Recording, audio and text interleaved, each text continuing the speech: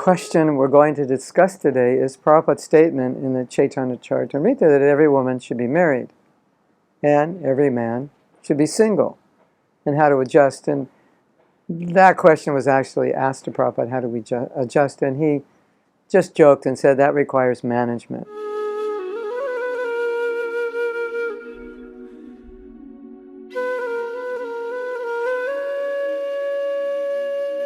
What did Prabhupada mean? He meant that that by nature, a woman needs a husband, a woman needs to be protected, a woman needs to be taken care of. A man doesn't necessarily need a woman.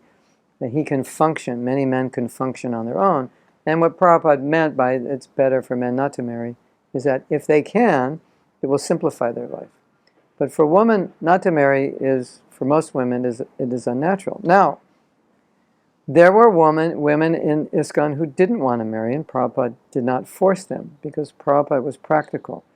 And I think that was one of the greatest assets that Prabhupada had. He could adjust philosophy according to situations. So in one sense, he's saying all the women should be married, have children. Even one time he said they should be churning butter, which is, you need cows, obviously, to get milk, to do that, and living off the land. So that was kind of like the high ideal.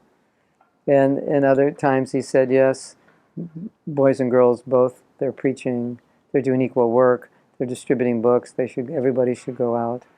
So how do we deal with this fact? Well, every woman should be married. What does that mean? It means that generally, if a woman has a good husband, she'll have material and spiritual security. And it's by nature, women do not like to provide for themselves. And by nature, they don't like to be independent. Men are more by nature like to be independent, and that's why women are more inclined to get married when they're younger, and men generally don't want to get married when they're younger because they feel like they're giving up independence. They have this very independent nature. So the independent nature comes together with the dependent nature, and the man provides for the woman materially and spiritually. So that's a good situation, and when she's older, she has a family to take care of her. It's easier for men to take care of themselves. Even I was told about 100 years ago, or maybe even 80 years ago in America, it was illegal for a woman to rent an apartment alone.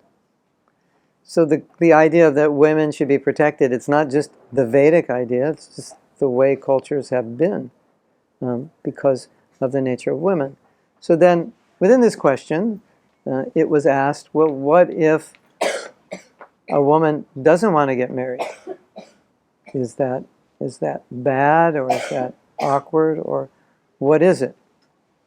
And my only response would be, is the same response that Prabhupada would give to any question, which is,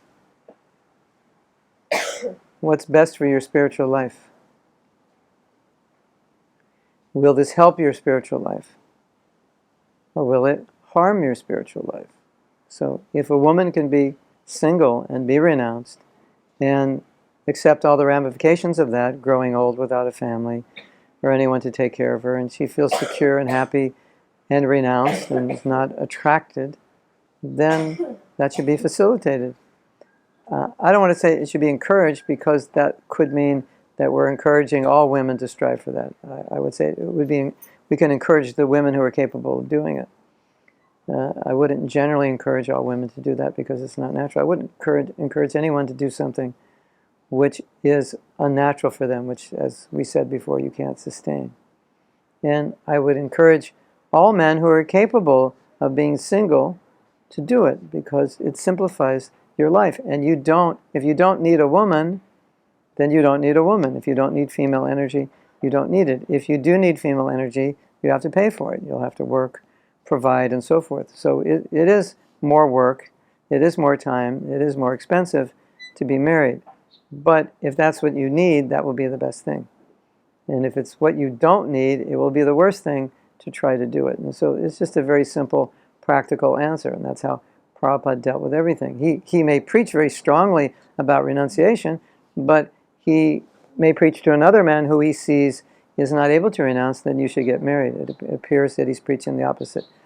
He's not really preaching the opposite, because even when you get married, you should be renounced. He's just preaching that You, over here, you can be a more of a renunciate than you over here. You have to renounce in Grihastha ashram. You can renounce in Brahmachari, Vanaprastha, or Sannyasa ashram. So the principle is renunciation, and the principle is what's the best ashram to cultivate for you according to your level of Krishna consciousness. So, like Prabhupada said, Krishna consciousness is just common sense.